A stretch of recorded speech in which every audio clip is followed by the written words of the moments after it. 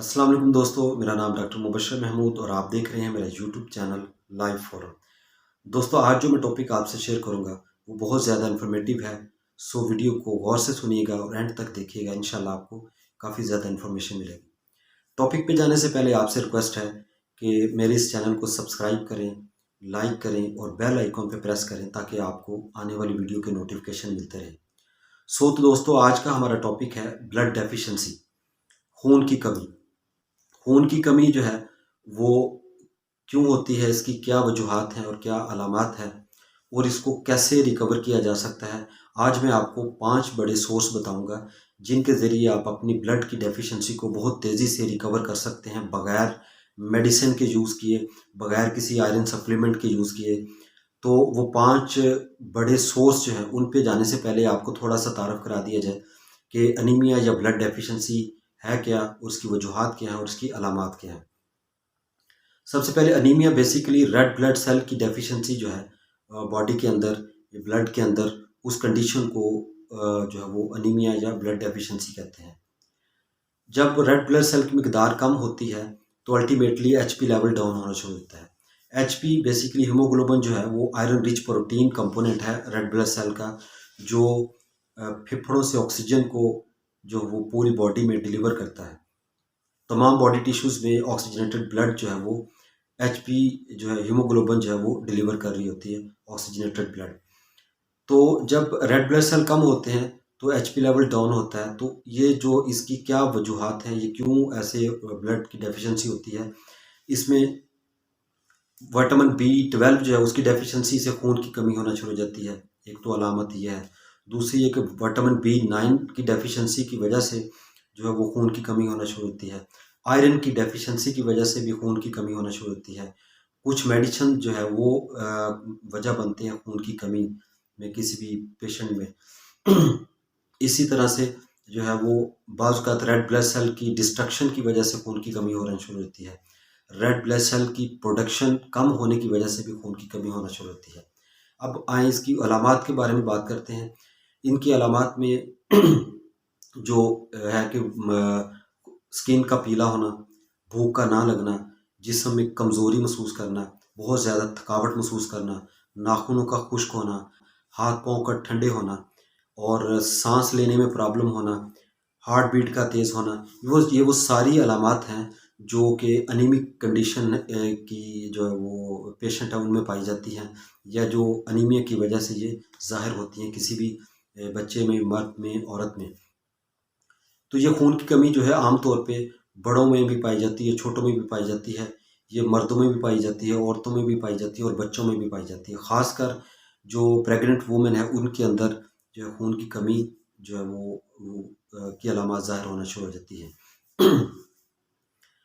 اب میں آپ کو ان 5 سورسز کے بارے میں بتاتا ہوں جن کے ذریعے آپ بہت تیزی سے اپنے باڈی کی آئرن ڈیفیشنسی کو، باڈی کی وٹامن B12 کی ڈیفیشنسی کو، وٹامن B9 کی ڈیفیشنسی کو، الٹیمیٹلی خون کی کمی کو بہت تیزی سے ریکور کر سکتے ہیں، بہت تیزی سے امپروو کر سکتے ہیں۔ تو ان میں سب سے پہلا سورس ہے بیف لیور۔ بیف لیور یا بڑے گوشت کی جو کلیجی ہے، یہ بہت بڑا سورس ہے آئرن کا۔ اس میں 100 گرام جو کلیجی کے جو ویٹ ہے اس کے اندر تقریباً 4.78 ملی گرام جو ہے وہ آئرن پایا جاتا ہے۔ اس کے ساتھ اس میں B12 بھی پایا جاتا ہے، وٹامن B9 بھی پایا جاتا ہے، یا فولک ایسڈ یا فولیٹ جو ہے وہ پایا جاتا ہے، اور ادر وٹامن اور منرلز پائے جاتے ہیں۔ تو یہ ایک رچ سورس ہے آپ کی آئرن ڈیفیشنسی کو پورا کرنے کا، وٹامن B12 B9 کی ڈیفیشنسی کو پورا کرنے کا، الٹیمیٹلی بلڈ ڈیفیشنسی کو جو ہے وہ ریکور کرنے کا یہ بہت بڑا سورس ہے۔ اگر آپ اس کو کلیجی کو اپنی جو ہے وہ روٹینلی یوز کریں تو یہ بہت جلدی سے، بہت تیزی سے ریکور کرتی ہے آئرن ڈیفیشنسی انیمیا کو، B12 ڈیفیشنسی انیمیا کو، B9 ڈیفیشنسی کنڈیشن انیمیا کو۔ تو دوسرا بڑا سورس ہے پالک۔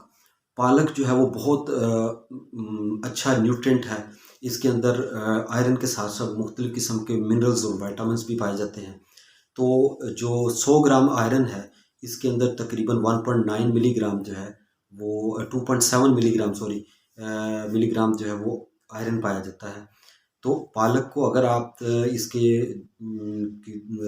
سبزی کے طور پہ آپ روٹین روزانہ کے یوز کریں یا ویک میں 2 سے 3 دفعہ یوز کریں، اور ساتھ میں یا اگر آپ اس کو فریش جوس کے طور پہ استعمال کریں تو یہ بہت تیزی سے آپ کی آئرن ڈیفیشنسی کو ریکور کرتی ہے، خون کی کمی کو ریکور کرتی ہے۔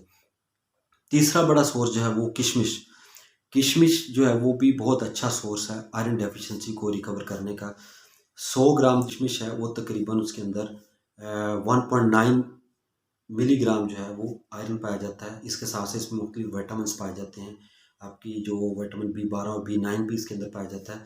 تو اگر کشمش کے آپ تقریباً 8 سے 10 دانے ڈیلی کے یوز کریں تو یہ آپ کی آئرن ڈیفیشنسی کو ریکور کرتے ہیں اور آپ کی باڈی میں آئرن کی کوانٹٹی کو مینٹین کرنے میں بہت زیادہ امپورٹنٹلی جو ہے وہ رول پلے کرتے ہیں۔ چوتھا بڑا سورس جو ہے وہ ہے آئرن کی ڈیفیشنسی کو ریکور کرنے کا، وہ ہے ڈرائڈ ایپریکوٹ، خشک جو خوبانی جو ہے وہ بھی بہت بڑا سورس ہے۔